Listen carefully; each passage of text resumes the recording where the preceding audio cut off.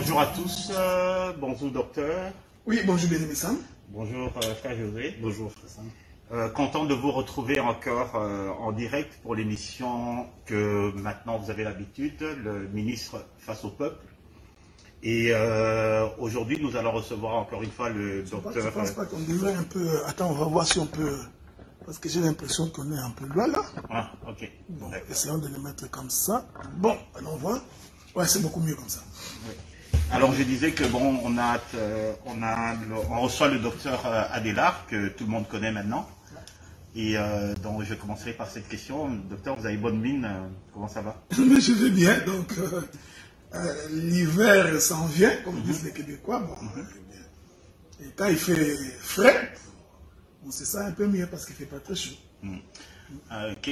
Ça fait déjà deux dimanches, docteur, qu'on ne vous a pas vu à Ottawa. Qu'est-ce qui se passe? Vous avez décidé de ne plus de ne plus nous bénir par vos prédications? Non, pas du tout.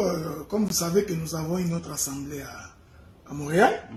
Donc, ce qui fait que les deux premiers dimanches du mois d'octobre, je suis à Montréal. Ensuite, je vais aller aux États-Unis.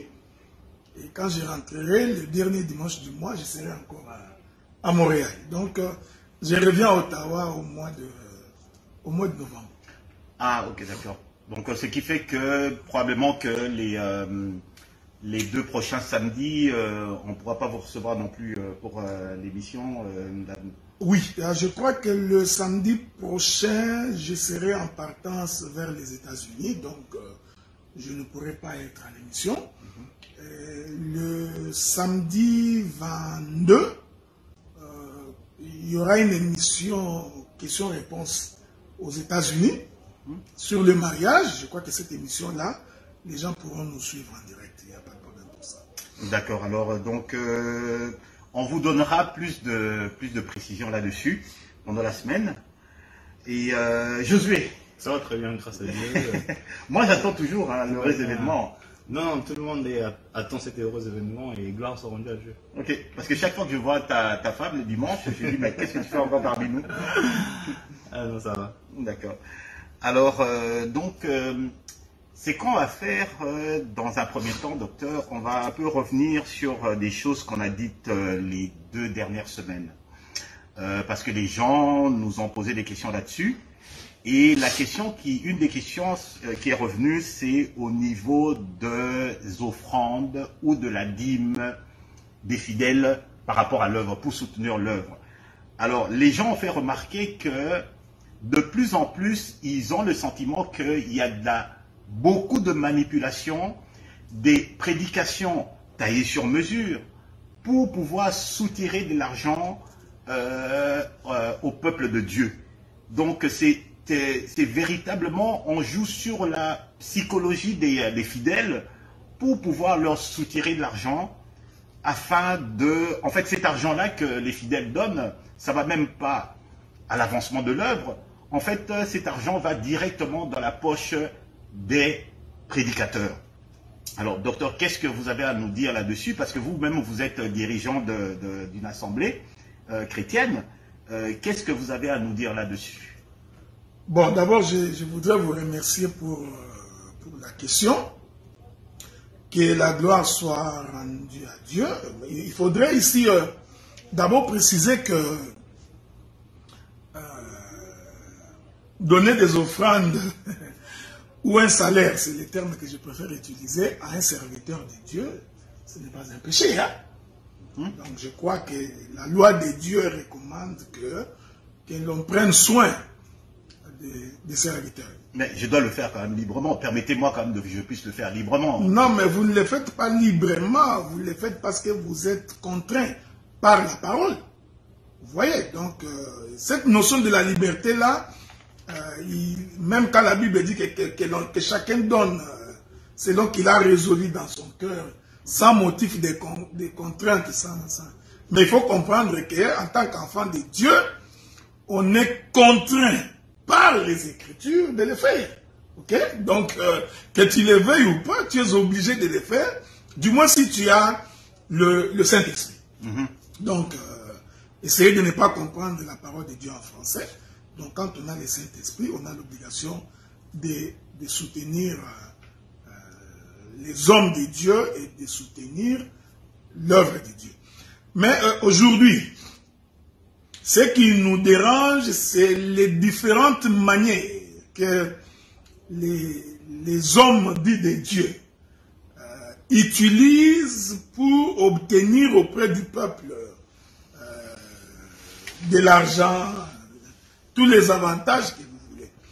C'est cette manière-là qui commence à nous interpeller et qui nous pousse aujourd'hui à pouvoir, comme j'ai toujours dit, à faire sortir l'épée du fourreau pour que le peuple soit informé. Regardez, moi j'ai toujours pensé, selon les Écritures, que tout homme qui amène une offrande à l'église, il vient l'offrir à Dieu. Et il offre cette offrande-là à Dieu en guise de reconnaissance. Donc, il n'y a personne qui met son offrande dans un panier, dans un lieu de culte, gratuitement. Tous ceux qui amènent l'offrande à l'église, ils le font par reconnaissance de ce que Dieu a fait pour lui. C'est pourquoi vous allez remarquer que lorsque Israël faisait sa marche dans le désert, c'est important de préciser cela, hormis les temps où Dieu a demandé à Israël d'apporter volontairement leurs offrandes pour faire le tabernacle, mais pendant la marche du désert, les offrandes ne se donnaient pas tout le temps. Ceci est très important. Donc la loi que Dieu a donnée à Israël, c'était une fois qu'ils sont entrés dans le pays.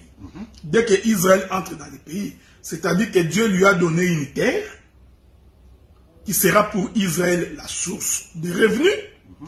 Israël pouvait alors cultiver la terre. Israël pouvait alors faire l'élevage. Ainsi, tout ce qu'il pouvait avoir, c'est Dieu qui l'a béni. Alors il peut amener l'offrande à l'Éternel. Ici, je prends l'offrande en général. Et cela soit une collecte, une libéralité, le salaire ou la dîme dans l'ancienne alliance. Tout ça, c'est parce que Israël le faisait par reconnaissance. La Bible dit, lorsque l'Éternel t'aura béni et que tu feras ta récolte, voici la part que tu amèneras à l'Éternel. Donc, tout celui qui donne l'offrande ou qui amène l'offrande vers Dieu, il le fait parce que Dieu lui a fait du bien. Est-ce que vous comprenez ça? Maintenant, regardez quelques astuces des hommes de Dieu véreux et cupides. Maintenant, on voudrait, je prends un exemple concret. On dit par exemple, une maman vient d'accoucher, puisque la dame a accouché, il a fait une offrande d'action de grâce à l'Éternel, il a donné $20. C'est un exemple qu'on donne. Nous allons prier pour cette dame-là. Tu vois, l'idée est bonne. Dieu a béni la dame. Elle a accouché, elle a un enfant. C'est tout à fait normal qu'elle fasse une offrande d'action de grâce. Mais regardez l'astuce psychologique pour détourner le peuple. Il lance le communiqué, il donne le montant que la sœur a donné. Ensuite, ils font en sorte que nous puissions prier pour cette sœur-là. Okay. Maintenant, qu'est-ce qui va arriver? Les autres couples dans l'assemblée qui vont aussi avoir un enfant vont se dire, ok, donc si j'ai un bébé, pour qu'on prie pour l'enfant, il faudrait que j'apporte mon offrande d'action de grâce. Et lorsque l'on dit que cette offrande d'action de grâce est de $10 ou de $20, c'est-à-dire que tout celui qui viendra après va se dire par lui-même, si je donne moins de $20, la bénédiction. Donc ils ont placé de façon astucieuse un barème, un niveau, de telle sorte que tout celui qui aura un bébé viendra, on priera pour lui, il donnera une offrande d'action de grâce dont le montant va être probablement fixé dans sa tête et on annoncera à l'église pour créer un précédent. Comme les juristes disent, on va créer une jurisprudence. Alors que tout celui qui donne l'offrande à l'église il est fait par action de grâce. Oui. Donc, si on doit citer les noms de la sœur, parce qu'elle a accouché d'un enfant, c'est que c'est une bonne chose, au béni les dieux. Si on doit prier pour elle parce qu'elle a donné une offrande d'action de grâce, alors on prierait pour toute l'église. Parce que nous tous qui donnons, nous donnons par reconnaissance. Alors dans ces cas-là, pourquoi ne pas appeler tous ceux qui donnent les offrandes, qu'on puisse prier pour eux? Vous voyez, ce sont des astuces. Si vous ne tirez pas attention, c'est pour détourner le peuple. Je prends un exemple. Je sais que beaucoup de gens probablement ne vont pas aimer ce que j'ai dit, mais nous le disons pour que le peuple soit instruit. Il y a aujourd'hui des églises qui considèrent que l'homme doit donner sa dîme d'un dixième. Okay? Il y a des églises qui en font une loi. Maintenant, ils vont s'arranger pour que ceux qui donnent l'offrande dans les paniers, il faut différencier les offrandes ordinaires et les dîmes. Maintenant, on dit aux gens qui apportent les dîmes, vous mettez votre dîme dans une enveloppe, vous passerez d'abord chez un prédicateur, il prélèvera ta dîme, il va t'imposer la main. Donc, puisque toi, tu as donné la dîme, tu as droit à une imposition de main. Ceux qui n'ont pas donné la dîme, qui n'ont donné que des simples offrandes, ils n'ont pas droit à une imposition de main. C'est du vol. Ce sont des astuces. Vous voyez? Donc, bon, certains vont dire que c'est parce que lorsqu'Abraham croisa Melchisedec, après que Melchisedec lui ait donné du pain et du vin, Abraham donna la dîme de tout, il est béni. Mais les bénir, l'Écriture ne dit pas que Abraham s'était mis à genoux et que Melchisedec lui a imposé les mains. Donc, vous voyez, ce sont des petits trucs. Aujourd'hui, dans la majorité des églises, qui en fait sont des astuces pour voler le peuple. Donc en fait, vous voulez dire que quand il y a par exemple des cas particuliers comme Abraham et Melchisedec, il ne faut pas nécessairement en faire une doctrine. Alors il y a des gens, il y a des prédicateurs qui en profitent pour en faire une doctrine, et c'est ça. Mais exactement. Regardez, j'ai toujours dit que quand vous touchez une écriture dans l'ombre, il faut faire très attention. Vous voyez, il faut faire très très attention parce que c'est là où j'ai dit ça au cours d'une de mes interventions, que le corps de Job a été donné à tout le monde, mais l'esprit de Job n'a pas été donné à tout le monde. Hein? Dieu a dit à Satan, tu toucheras le corps, mais pas son âme.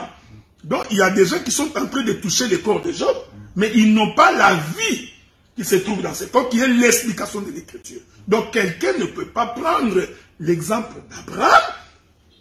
Alors vous voulez nous faire croire quoi? Que celui qui se tient debout là, c'est Melchisedec. Vous voyez? Donc c'est une façon de dire au peuple. Donc quand toi tu amèneras ton offrande, ou tu apporteras ta dîme, tu auras droit à une prière spéciale. Voilà, tu vois, c'est ça. Donc tu auras droit à une imposition de main spéciale. Donc le ministre va se mobiliser juste pour toi. Vous voyez?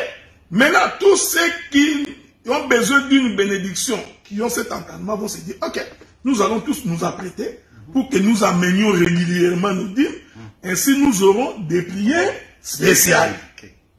Ouais. Donc ça, ce sont les quelques astuces psychologiques que les gens utilisent aujourd'hui pour soutirer le peuple, pour soutirer au peuple un peu d'argent. Parce que moi, j'ai toujours pensé que tout celui qui donne son offrande, tout celui qui apporte son salaire, le salaire du serviteur, le fait qu'il a accompli l'écriture, il y a déjà une bénédiction. Donc la bénédiction se trouve dans l'application de l'écriture. Ce n'est pas dans les cérémonies que l'on voudrait créer dans l'église. Vous voyez? Je peux encore prendre un autre exemple. Rapidement, docteur. Rapidement, je m'excuse beaucoup. Je vais prendre un exemple rapidement. Une dame a accouché. La dame accouche. Le pasteur, les docteurs, disons les docteurs, ok? Parce que je suis docteur. Les docteurs font les déplacements. Il va visiter cette dame et son mari à la maison. Ils prient. Ils ont prié, non? Ils ont prié pour l'enfant. Pourquoi faudrait-il encore, le jour où ils vont venir au culte, pour la première fois après l'accouchement de la dame, pourquoi faudrait-il encore faire une prière devant les gens? Vous voyez? Vous vous posez la question, mais c'est quelle doctrine ça? Nous sommes déjà allés à la maison. Nous avions prié. Nous sommes allés à l'hôpital. Nous avions prié pour cet enfant-là. Pourquoi faudrait-il que dans un moment de culte, que l'on fasse encore une autre prière? Dit-on, on fait la présentation de l'enfant. D'accord. Voyez? Et à ce moment-là, on va exiger au peuple, au couple que, bon, ne venez pas m'ébruder. Il faut apporter l'enveloppe de l'action de grâce, de telle sorte qu'il y a même des dames et des couples, tant qu'ils n'ont pas encore cette offrande-là, ils ne présentent pas l'enfant. Hein? Il dit, vous ne prierez pas encore pour l'enfant, parce que je n'ai pas encore mon offrande. On a compris. Docteur, justement, Josué, on allait venir, il y avait d'autres questions également qui faisaient scandale, justement. Non, en fait, j'aimerais savoir, d'après le docteur, quel est le vrai sens de l'écriture concernant l'offrande? Je n'ai pas bien saisi la question. Quel est le vrai sens selon les Écritures, quel est le sens de l'offrande? L'offrande, c'est la reconnaissance que Dieu t'a donné la terre. Il t'a donné une source de revenus. Il t'a donné le souffle de vie. Et en plus, mais pasteur, vous avez parlé beaucoup d'un aspect salarial. Il faut donner au pasteur un salaire. Bon, mais selon l'ancienne alliance, les offrandes, c'était pas seulement financier. Il faut le dire. Oui. Parce que la Bible nous dit que c'était le 1/10 des revenus. Bon, les revenus pouvaient être des revenus agricoles ou le bétail, tout ça là.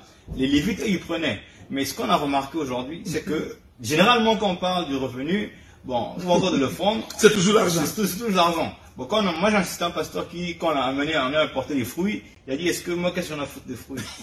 Vous voyez, ça. Bon, regardez, d'abord il faut comprendre qu'aujourd'hui, les systèmes monétaires, hein, faut pas oublier ça. Non, mais reconnaissons d'abord. Est-ce que vous comprenez au moins le désarroi? Est-ce que vous comprenez au moins le désarroi qu'il y a dans le cœur du peuple de Dieu, qui est volontaire, qui ne demande qu'une seule chose, c'est que la parole s'accomplisse et se soumettre à la volonté divine. Mais c'est démoralisant, docteur. Vous connaissez quand même. Non, donc regarde, c'est ce que je voudrais dire. Le système aujourd'hui mondial est monétaire, donc c'est pourquoi la plupart des gens demandent de l'argent. Mais moi je crois que quand on est véritablement serviteur de Dieu, si vous nous amenez un pantalon, nous prendrons. Si vous nous amenez une chemise, nous prendrons.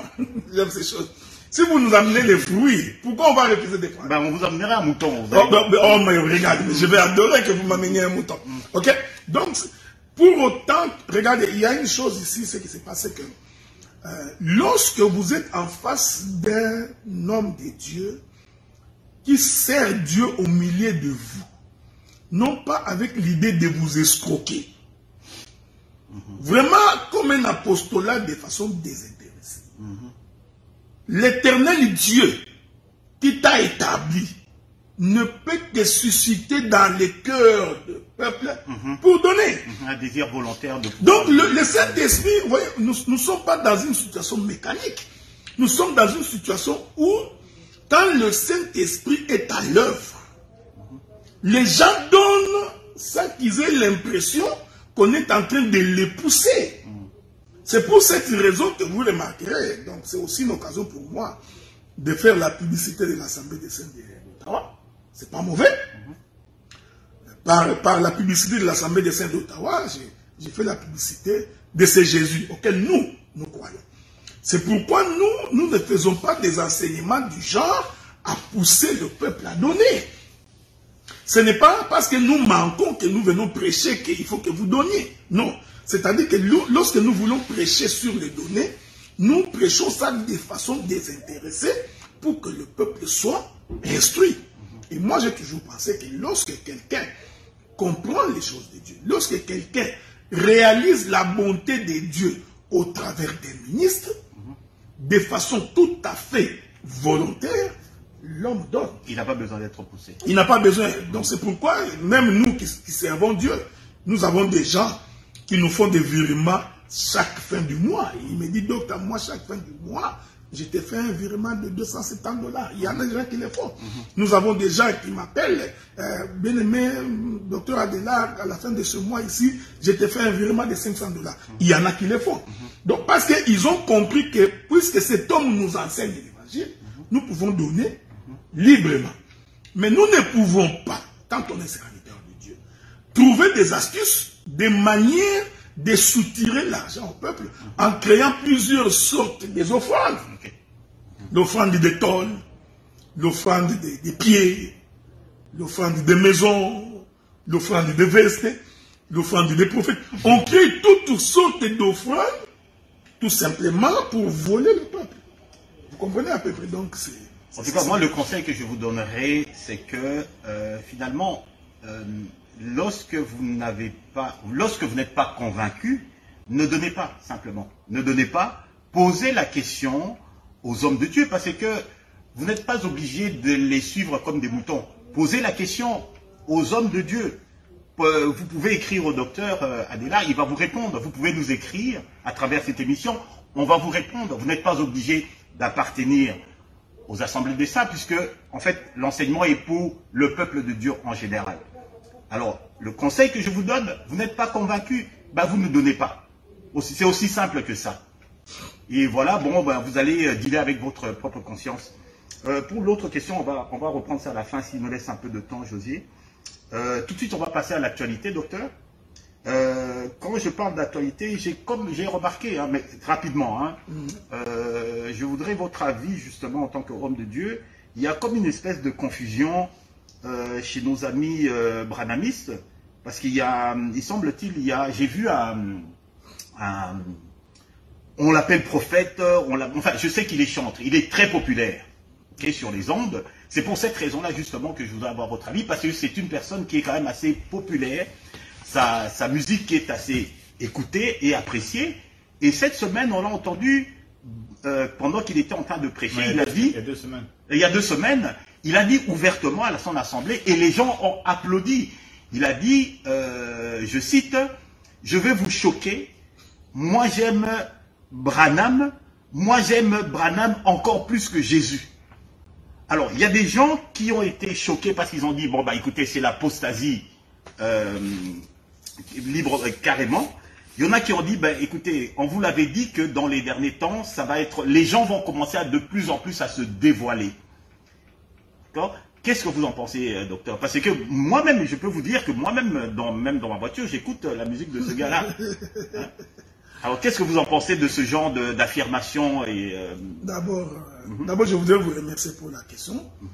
Je n'ai pas l'habitude de répondre à des questions d'ordre personnel. Non, laissez-moi d'abord m'exprimer. D'accord. Donc, moi, j'ai levé l'option de ne jamais répondre à des questions d'ordre personnel. Nous n'avons cité personne. Hein? Je fais également un effort pour ne pas faire la polémique. Alors, souffrez alors que je donne une écriture et passons à autre chose. D'accord. Alors, les enfants d'Israël sont venus voir Jésus pour poser la question à Jésus. Moïse nous a donné 10 commandements. Alors, il pose la question à Jésus. Quel est donc le plus grand commandement? Jésus répond, tu aimeras l'Éternel ton Dieu de tout ton cœur, de toute ta force, de toute ta pensée. Donc s'il y a quelqu'un qu'on peut aimer plus que tous, c'est l'Éternel Dieu. Donc vous voyez par conséquent, si quelqu'un trouve qu'il peut aimer sa femme plus que Dieu, ou son prédicateur plus que Dieu, alors comprenez tout simplement qu'il n'a pas saisi l'essence des Écritures. Il n'a pas compris la volonté de Dieu. Tu n'auras devant moi aucun autre Dieu, si ce n'est que moi. Je serai en tout le premier. Donc, s'il y a quelqu'un qu'on peut aimer plus que tous, c'est l'Éternel Dieu. Donc, tu ne peux même pas aimer ton pasteur plus que Dieu. Ton enfant. Même ni ton enfant, ni ton épouse. C'est pourquoi moi, j'ai toujours été étonné quand je vois les gens se battre pour leur prédicateur. Je vais d'ailleurs vous dire une chose. Il y a beaucoup de gens qui m'ont toujours posé la question. Pourquoi les membres de l'Assemblée des Saints d'Ottawa et de Montréal n'interviennent pas dans les débats qu'il y a dans les réseaux sociaux? Surtout quand les gens m'attaquent, parce que j'ai beaucoup d'attaques. Je leur ai carrément dit, parce que moi j'ai toujours prêché, ne venez jamais me défendre. L'Éternel est Dieu, il est capable de se défendre lui-même. Et quand on est serviteur de Dieu, qu'on a reçu le ministère de la part de Dieu, c'est-à-dire qu'on a la capacité de défendre son ministère. Donc, on n'a pas besoin que le frère Sam vienne intervenir. Je n'ai donc pas besoin que le frère Josué vienne intervenir pour dire, ah, ils m'ont soutenu, ils sont avec moi. Non, j'ai enseigné ça à l'église. J'ai appris aux bien-aimés de l'église que ce qui se passe dans les réseaux sociaux, ne venez pas défendre un homme. Laissez la parole se défendre. La vérité, elle est têtue. Même si vous la refusez aujourd'hui, elle finira par éclater. Donc, voilà pourquoi j'ai dit carrément que il faut aimer le Seigneur Dieu de tout ton cœur, de toute ton âme. Et juste pour compléter ce que le docteur dit, il y a une écriture aussi qui dit, où Jésus s'adresse aux disciples, il dit, celui qui aime son père ou sa mère, ou sa femme, ou son mari, ou son fils ou sa fille, plus que moi, n'est pas digne de moi. Voilà. Donc, je pense que je crois que... c'est la même Bible que nous avons. On laisse la Bible parler. Voilà, c'est ça. On peut avancer. Bon, je pense que c'est clair, on ne va pas s'attarder là-dessus. Alors, une question, docteur. J'ai suivi un peu vos interventions de cette semaine et il y a quelque chose qui m'est venu par rapport à la question que m'a posée quelqu'un. Lorsqu'on est dans la maison, quelqu'un qui est dans la maison, il est déjà béni, n'est-ce pas? Ok. Bien. Donc, en théorie, Dieu déjà écoute sa prière. Dieu écoute et exauce sa prière, en autant que ça soit dans la volonté de Seigneur. Mais il arrive des situations où on doit prier jusqu'à ce que on puisse voir l'accomplissement de la promesse. D'accord? Mais quelles sont les prières pour lesquelles on n'a plus besoin de répéter en fait? Quels sont les besoins, quelles sont les situations pour lesquelles on n'a pas besoin, une fois que, puisqu'on est fait partie de la maison, bah, écoute, tout le reste suit et on n'a pas besoin de prier davantage là-dessus. Bon, en tout cas, d'abord, merci pour la question. Je crois également qu'il y a beaucoup de gens qui, pas beaucoup, mais plusieurs qui n'ont pas saisi ce que je voulais dire. D'abord, il faudrait préciser, lorsque je parle de la maison, je suis en train de parler des frères et des sœurs véritablement convertis. Bien. Okay? Donc, nous pouvons être dans l'église locale comme ça ici. Il y a certaines personnes qui viennent, qui sont des nouveaux et qui ne sont pas convertis. Mais ici, je parle des fils de la maison, c'est-à-dire des frères et des sœurs convertis. Ayant reçu la parole de Dieu, ayant été baptisés par le Saint-Esprit. Un homme comme ça ne peut pas être possédé par un autre esprit. Quelqu'un ne peut pas être possédé par deux esprits. Donc, ou on est possédé par l'esprit de Christ, ou on est possédé par l'esprit du diable. Les deux esprits ne peuvent pas cohabiter. C'est ce que je voulais dire. C'est-à-dire que ce sont des perceptions profondes des Écritures. L'Éternel Dieu t'appelle du monde. C'est la parole qui te change. C'est la parole qui te transforme. Dieu va ôter la racine du péché en toi. Ce que je voudrais dire ici, cela ne veut pas dire que tu ne vas plus pécher. Ce n'est pas ce que j'ai dit. Donc, il ôte cette racine, la capacité de vivre dans les péchés en toi. Tu deviens véritablement enfant de Dieu. Ensuite, il te baptise du Saint-Esprit. Un homme comme ça ne peut pas, on ne peut pas prier pour lui, pour les délivrer. Vous les délivrerez de quoi? Parce que la racine du péché... Non, mais parce que l'Esprit de Dieu est en lui. Mais cet homme peut subir des attaques. Est-ce que vous comprenez? C'est-à-dire que le diable peut l'attaquer. La maladie peut l'avoir. Il peut tomber dans les péchés. Mais cela ne veut pas dire qu'il est possédé par un mauvais esprit. C'est pourquoi quand Israël est sorti, regardez, Dieu n'est pas bête. Quand Dieu voulut donner à Israël le pays de Canaan, qu'est-ce que Dieu fait? Il s'arrange d'abord pour dépouiller Canaan de tous ses habitants. C'est ça la logique des Écritures. Tout Canaan est dépouillé de ses habitants. Israël prend possession de Canaan, mais Dieu laisse tout autour d'Israël les nations. qui chaque fois que Israël s'écarte de la voie de Dieu, une nation va se lever pour l'attaquer. Mais dans les territoires, Dieu a donné les territoires à Israël. C'est ça ce que nous sommes en train de dire. Donc, quand on est véritablement... Parce que j'ai toujours dit ceci. À moins que cette église-là ne soit pas une église de Dieu. Ou alors, les prédicateurs nous insultent. Donc, ils nous insultent. Et quand un homme vient insulter le peuple saint de Dieu, quand on est véritablement juif, on doit sortir comme David pour décapiter sa tête. Donc, moi, je ne peux pas comprendre que dans une assemblée des saints d'Ottawa, où nous avions œuvré pendant 5 ans, les frères et les sœurs qui ont été avec nous pendant 5 ans, qui ont cru à cet évangile, qui ayant reçu le Saint-Esprit, qu'un prédicateur vienne demain pour me dire, tel frère est possédé par un démon, va les délivrer. C'est une insulte, c'est pour dire que tout ce temps qu'il était ici, il n'y a aucun travail qui n'a été fait. Mais est-ce que nous sommes contre la prière de délivrance? Non. Quand on voudrait faire une prière de délivrance, il faut d'abord identifier qui sont en prison, qui sont possédés. Ce n'est pas toute l'église qui est possédée. C'est pourquoi j'avais dit, quelqu'un ne peut pas organiser une prière de délivrance pour toute l'église. C'est du spectacle. Je ne peux pas venir. Aujourd'hui, nous ferons la prière de délivrance. Campagne de délivrance. Non. Dans l'église locale. Non, non. C'est-à-dire qu'en tant que ministre de la parole, moi, en tant que berger, en tant que pasteur dans une église, je peux identifier que celui-là, c'est un inconverti. Celui-là, c'est un nouveau frère. Celui-là n'est pas encore complètement délié. Maintenant, s'il y a un service de délivrance à organiser, nous allons identifier ces gens. Encore faudrait-il que ces gens manifestent aussi les désirs d'être délivrés. Donc vous ne délivrez pas quelqu'un au lingo lingaté, tu vas être délivré, non. C'est ce que j'avais dit. C'est-à-dire que lorsqu'une église commence à faire des prières de délivrance en général, tout le temps, comprenez qu'ils sont à la recherche du spectacle. Et puis, nous voyons des sœurs qui tombent. La même sœur qui tombe ce dimanche, c'est la même sœur qui tombe dimanche prochain. Après l'autre dimanche, c'est la même sœur qui tombe. Nous nous posons la question. Elle tombe parce qu'elle est remplie du Saint-Esprit ou elle tombe parce qu'elle est possédée? Mais si elle était tombée parce qu'elle était possédée, vous avez prié. C'est-à-dire que Dieu a chassé les démons. Vous allez chasser les démons. Mais pourquoi le dimanche prochain encore, c'est toujours la même sœur qui tombe? Il y a même des églises que les pasteurs identifient déjà les sœurs qui tombent facilement.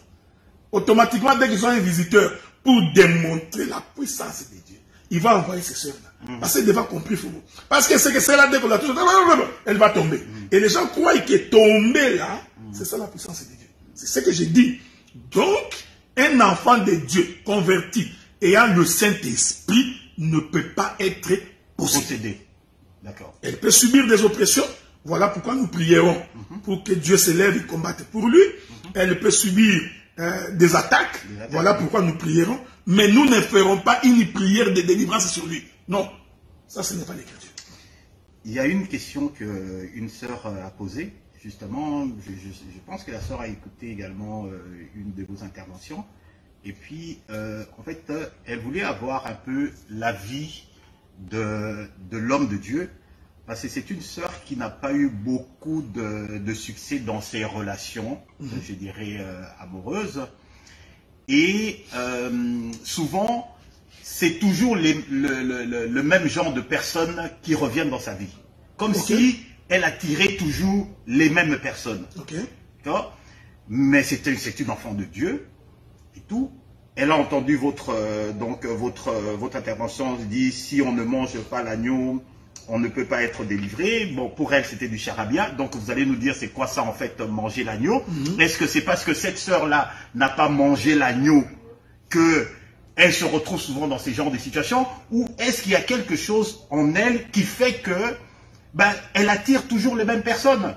Pourtant, elle a écrit que elle a fait beaucoup de recherches pour essayer de comprendre sa situation et elle a fini par comprendre sa situation sur un plan, je dirais, psychologique et tout parce qu'elle a lu beaucoup des psychologues qui étaient chrétiens, qui ont expliqué que non, voilà, c'est le genre de personnes qui attirent souvent les hommes qui sont narcissiques, tu vois, qui ont des troubles narcissiques, etc. Mais c'est toujours les mêmes personnes qui reviennent.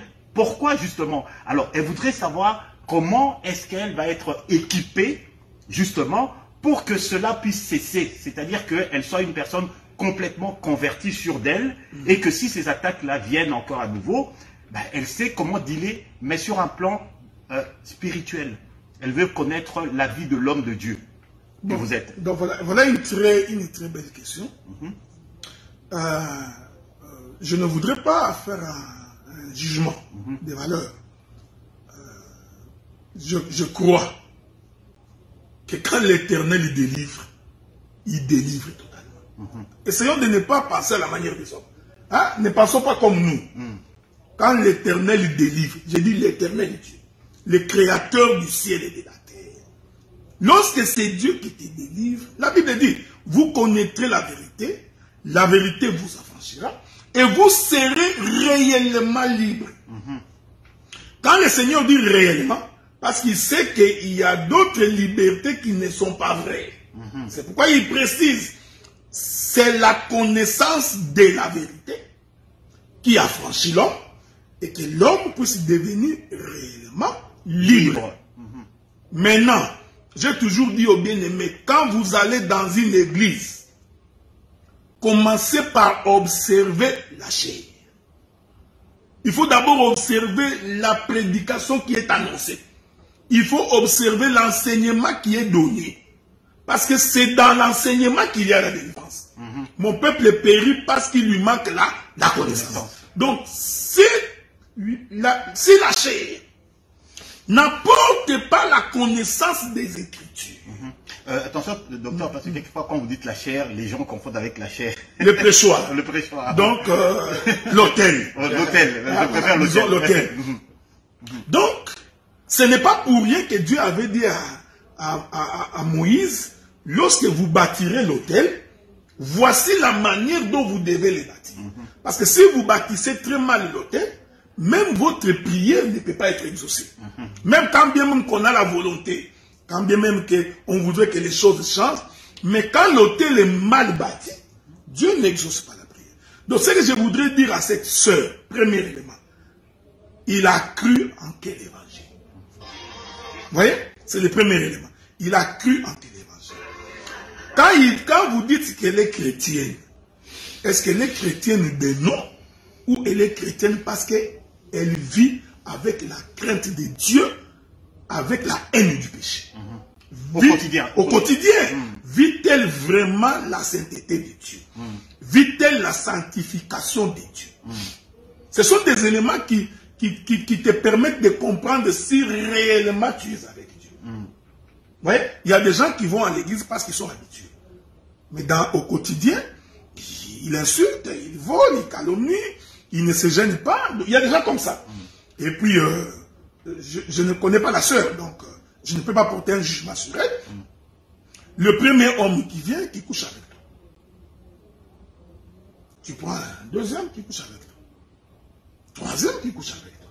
Nous comprenons que tu n'as pas l'enseignement. C'est comme ça que tu es en train d'attirer les mêmes genres de personnes. Vous voyez? Donc, c'est ce que je voudrais dire à la sœur. C'est qu'il faudrait d'abord qu'elle vérifie.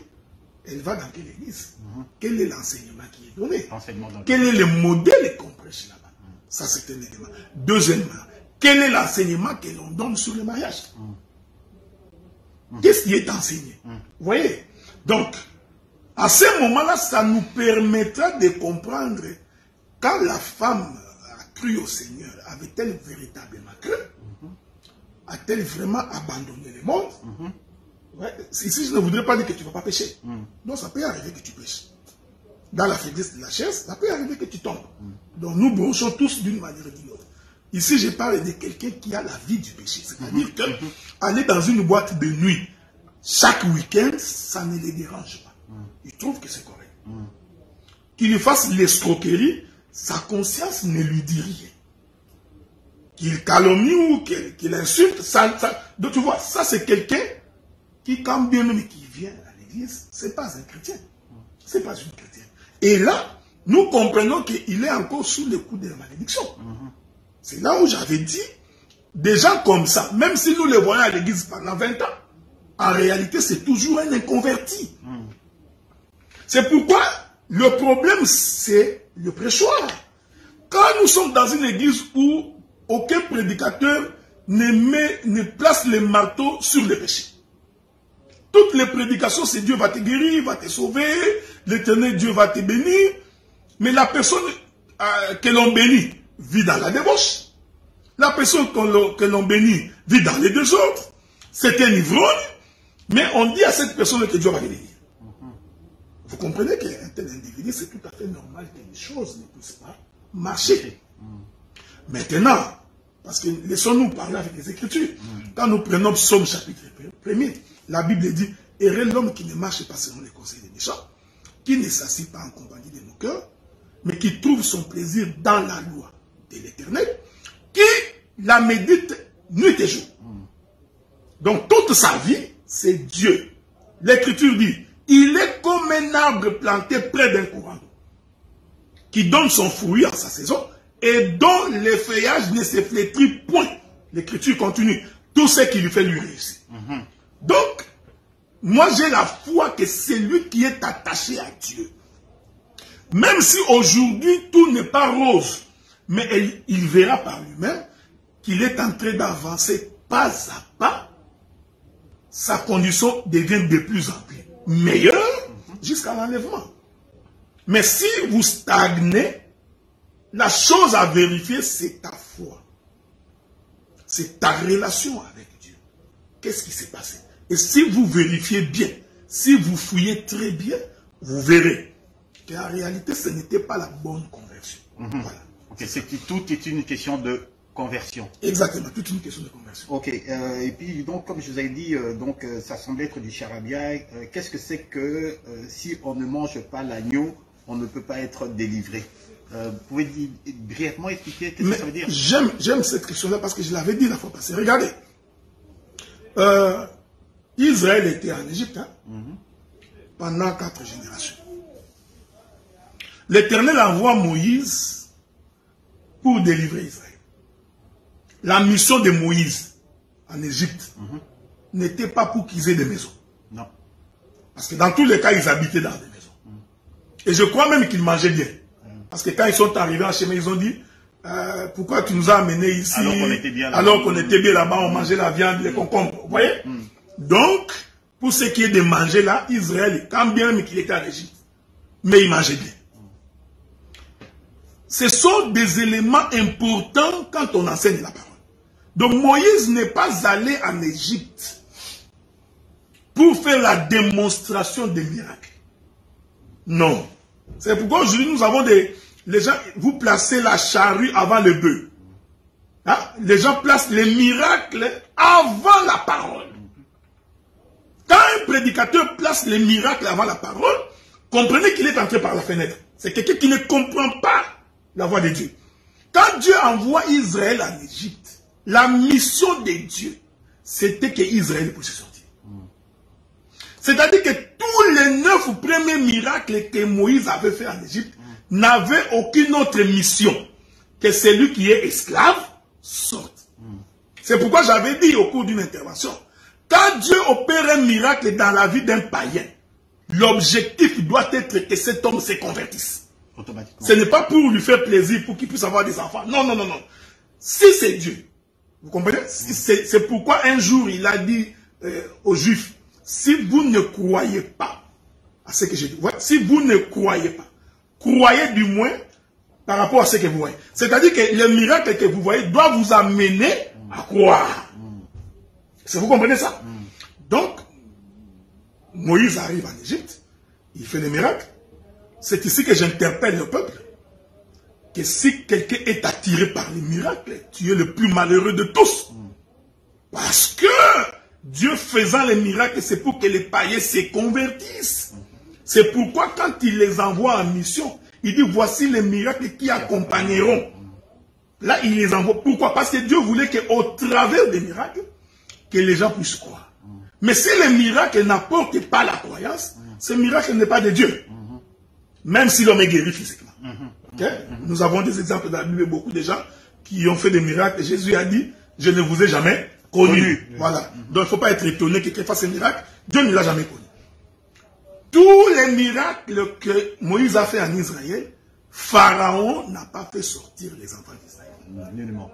Il a fallu le dernier miracle, c'est-à-dire la dîme de miracle. Parce que Moïse, vous voyez ça frère, hein? Donc Moïse a fait 10 miracles en Égypte. Le dernier miracle, c'est le 1/10. C'est la dîme, hein? C'est important. J'aime ça. Donc, le miracle qui a fait sortir Israël de l'Égypte, c'était la dîme. Faites attention, je ne parle pas de la dîme que vous percevez dans... Donc on a parlé de non, je ne parle pas de ça. Et cette dîme-là, c'était l'agneau. Écoutez ce que l'Écriture dit. Vous prendrez l'agneau. Vous l'observerez pendant 4 jours. Pendant 14 jours. Le 14e jour, entre les 2 soirs, vous immolerez l'agneau. C'est ce que je suis en train d'expliquer.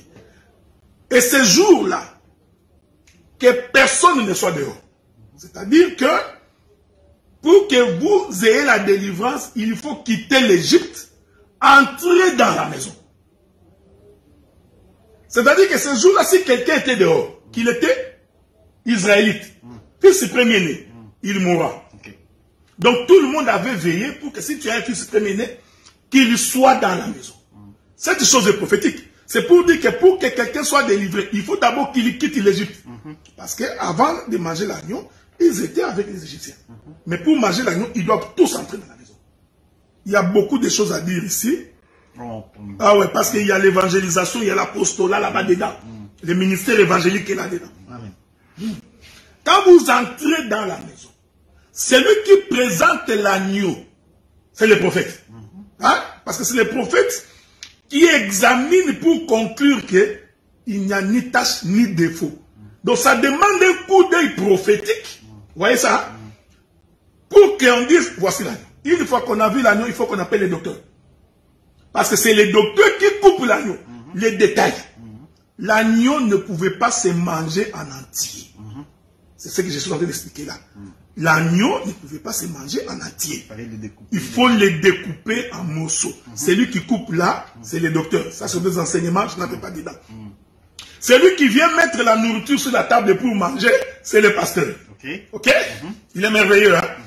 Maintenant, vous mangez l'agneau coupé, préparé. Un premier élément. L'agneau doit être coupé. 2, il doit être préparé. Ce n'est pas pour rien. Vous mangez et vous sortez. Tous ceux qui ont mangé l'agneau sont sortis. Okay. Et aujourd'hui, qu'est-ce que ça représente aujourd'hui? Mais regardez, c'est ce que j'avais dit. Un jour, Jean-Baptiste... Est-ce qu'on va encore aller couper... Voilà, c'est ce que je voulais dire. Un jour, Jean-Baptiste voit Jésus, il dit, voici l'agneau de Dieu qui ôte le péché du monde. Mais c'est que Jean-Baptiste ne leur avait pas dit. Cet agneau ici qui ôte les péchés du monde, comme il est l'image de l'agneau passant, lui aussi doit être coupé. Parce que s'il n'est pas coupé, en d'autres termes, Jean-Baptiste a annoncé la mort de l'agneau. Ok? C'est pourquoi, le jour de la dernière Pâque de Jésus, la veille de sa mort, quand Jésus prend le pain, il dit, ceci est mon corps. Jésus voulait dire, ceci est l'agneau. Parce que c'est lui l'agneau. C'est Jean-Baptiste. Ouais, il disait, ceci est l'agneau que je donne pour vous. Il ne finit pas là, qu'est-ce qu'il fait? Il rompt le pain. C'est ça l'agneau coupé. Vous comprenez? Maintenant, et il donne le vin comme le sang de son alliance. Alors dans Jean chapitre 6, Jésus dit aux Juifs, il dit, celui qui ne mange pas mon corps et ne boit pas mon sang ne peut pas avoir la vie éternelle. Donc la vie éternelle, c'est manger le corps de Jésus et boire son sang. C'est comme ça que j'ai expliqué que l'agneau qu'on mange aujourd'hui, c'est la parole de Dieu interprétée, expliquée. Pourquoi? Parce que les Écritures elles-mêmes ne peuvent pas donner la vie, mais il y a l'esprit de l'Écriture qu'il faut aller découvrir pour qu'un homme soit sauvé. Je vais donner un exemple concret pour que les gens nous saisissent assez bien. Hein? Lorsque nous avançons. La femme de distinction qui avait perdu son enfant, au temps du prophète Élisée, quand on amène l'enfant, quand Élisée vient, on dit où est l'enfant? L'enfant est mort, on l'a couché sur ton lit. Parce que cette dame-là a pris l'enfant qui était mort, il a couché sur les lits du prophète Élisée. Alors le prophète, ça sont des écritures. Le prophète Élisée vient, il va coucher, il va dormir sur l'enfant, au point de l'embrasser. Vous voyez? Une écriture comme celle-là, c'est l'agneau non coupé. Ok. Vous voyez? Donc c'est une parole de Dieu, c'est écrit, mais c'est un agneau non coupé. Donc quelqu'un qui sait pas couper, quand vous n'avez pas un docteur, il va récupérer ta femme, il dit, de la même manière que Élisée s'est couché sur l'enfant, pour lui communiquer la vie. Comme ta femme a des problèmes de maternité, je vais donc coucher sur... Vous voyez? Tu vois? Alors que ce qu'Élisée fait, c'est ce que le Seigneur a fait quand il créait Adam. Il rassemble la poussière de la terre, il forme Adam. Adam n'était pas encore un être vivant. C'est-à-dire qu'Adam était mort. C'est l'image de cet enfant-là. Et celui qui a fait coucher Adam, c'est Dieu. Donc, Adam était couché sur le lit de Dieu. Et l'écriture dit, pour que Adam devienne une âme vivante, l'Éternel a dû souffler dans ses narines. Donc, nous comprenons que Dieu est descendu. Il s'est couché sur Adam pour que sa bouche et le nez d'Adam soient ensemble. Il souffle et Adam, vous voyez, cet acte-là représente aujourd'hui ce que nous étions dans le monde. Nous étions sans Dieu, sans espérance, nous n'avions pas le droit de citer, nous étions de morts. Maintenant, au contact avec la parole, donc maintenant nous comprenons, embrasser le Fils, embrasser Adam, c'est écouter la parole. Vous voyez? Et cette parole doit être interprétée. Voilà, exactement. Donc il faut que cette parole soit interprétée. Donc, aujourd'hui, le Seigneur nous embrasse par la parole. Je vais encore donner notre exemple. Le Seigneur entre dans la chambre haute, il trouve les disciples, il leur dit, il souffla sur eux, il dit, recevez l'Esprit. Que Dieu vous bénisse, hein? C'est très important ce que j'ai dit. Un aventurier va se lever devant les gens, recevez l'Esprit. Comme Jésus l'a fait, lui aussi, vous voyez, c'est ce que je vous ai dit, vous êtes enfant des aventuriers, tu verras également, soufflez ici, les gens tombent, on dit que c'est la puissance de Dieu. Mais ça, il faut être un disciple de Jésus trop. Il faut vraiment être un aventurier pour prêcher comme ça. Et, les gens tombent, les miracles de Dieu, tout le monde. Non! Écoutez l'évangile, frère. Quand vous ne connaissez pas ces choses, nous vous demandons d'être humbles. Les jours où l'Éternel a détruit la terre par les eaux de déluge, la Bible dit que Dieu jura par lui-même que l'âge de l'homme sera de 120 ans. C'est ce que Dieu a dit. Il dit que l'âge de l'homme sera de 120 ans. Ici, je voudrais dire que l'âge d'Adam, c'était 120 ans. Je sais que tu vas me dire que Adam est mort à 930 ans, il restait 70 ans. Ça je sais. Restez dans... Je reste dans... Oui, restez dans... Merci beaucoup. Ici, je voudrais amener pour que les gens comprennent que c'est quoi manger l'agneau.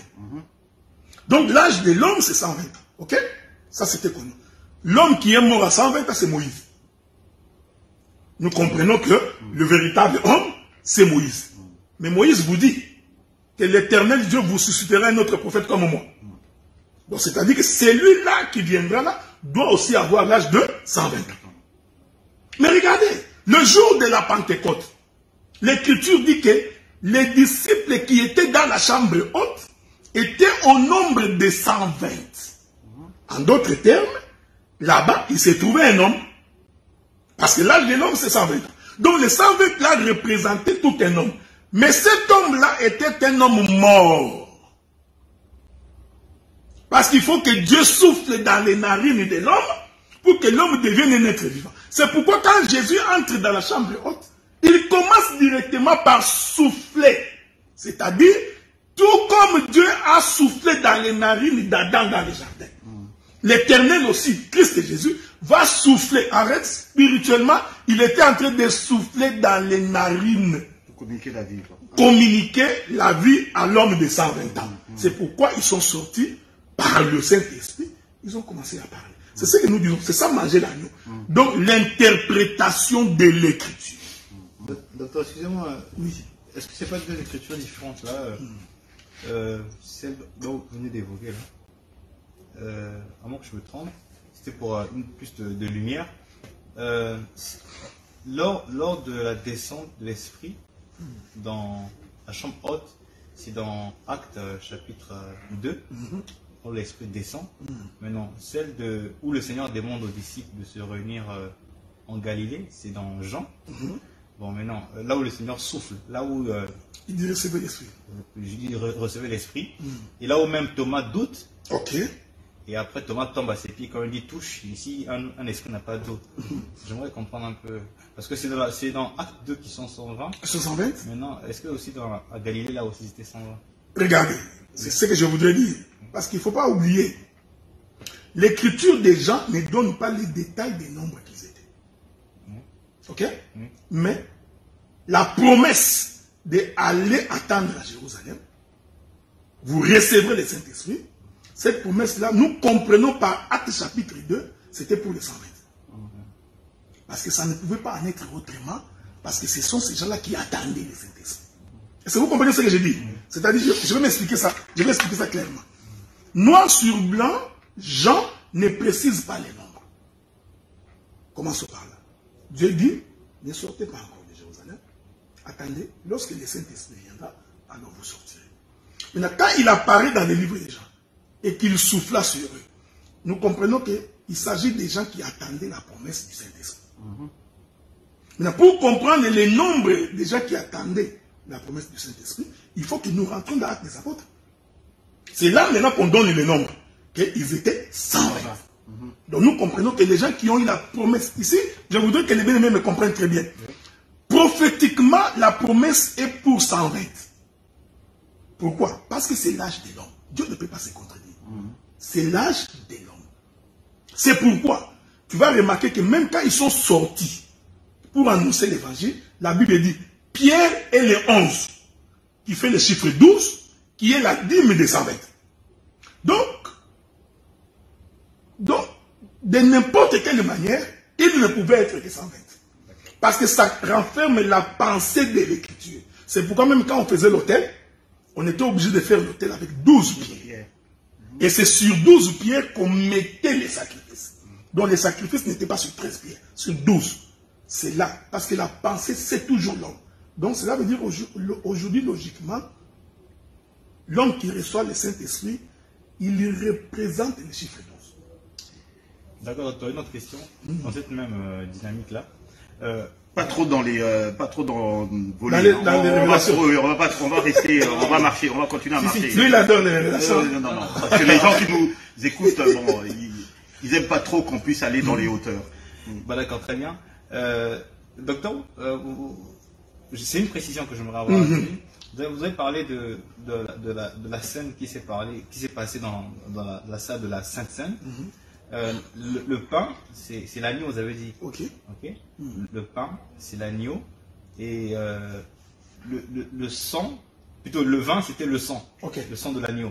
Bon, maintenant, est-ce que vous êtes pour ou non pour la cérémonie de la célébration de la Sainte Seine? Oh non, je suis tout à fait d'accord que aujourd'hui, l'Église a l'obligation de célébrer la Sainte Seine. Tout simplement parce que les apôtres l'ont fait. Le livre des Corinthiens confirme que les apôtres vont célébrer la Sainte Seine. Et nous croyons, et lorsque nous la célébrons, c'est avec un pain sans levain et avec du vin. D'accord, très bien. Donc ce n'est pas avec du coca, avec un gros pain. Ni avec du jus de... Ni avec... Merci, c'est ça.